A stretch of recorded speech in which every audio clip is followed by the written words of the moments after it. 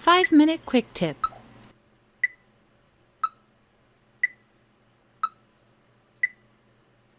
Okay everybody, let's get started. I just have a regular old image in here. I'm going to load up levels. You can do it from here or from down here. Once in there, you are going to see that you have 3 different arrows. The white arrow handles brightening or darkening your highlights. The middle arrow does your midtones, and then the black arrow does your dark tones in your image.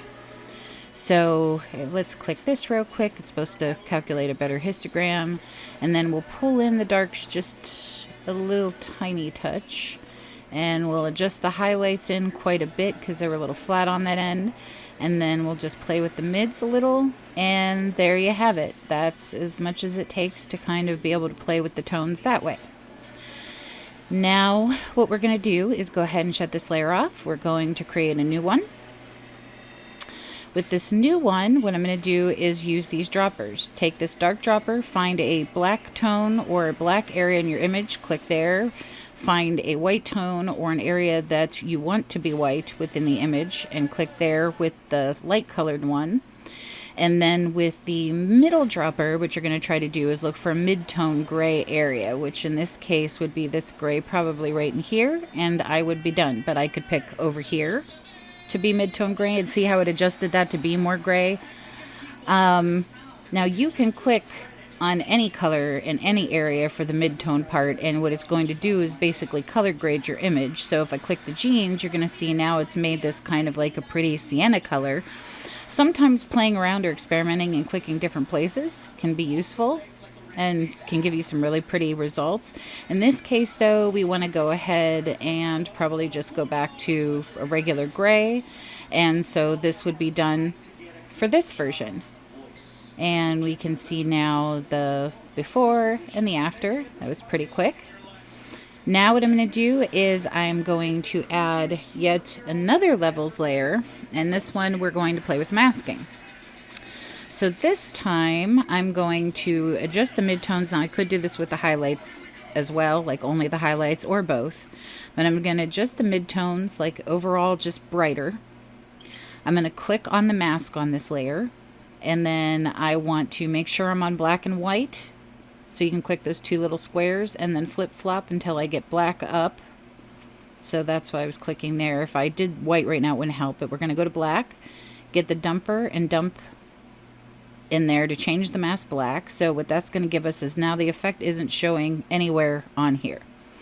Now if I paint white, everywhere I paint is going to show that brightness that I just put on that other layer. So now what I can do is I can hold Alt and I can move left and right and kind of adjust my brush on the fly, and I can paint just real softly on the hair here, anywhere where the hair is already highlighted or where I'd like additional or extra highlights that maybe I didn't have. I can maybe a little on the nose. I'll press Alt and go left and right again. In this case it was left, towards the left, and then do like the lips and the teeth. I'm going to do it again, make the brush bigger. Now I'm going to do Alt and up and down to make it real soft, and in this case up to make it softer, and brush real soft and lightly just on the arm and a little on the hand there to give that a little pop. Little on the forehead, soft pop on both cheeks, just to kind of brighten up her face. And now if I come over here, you're going to see before and after, so it just gave a soft little pop to her skin.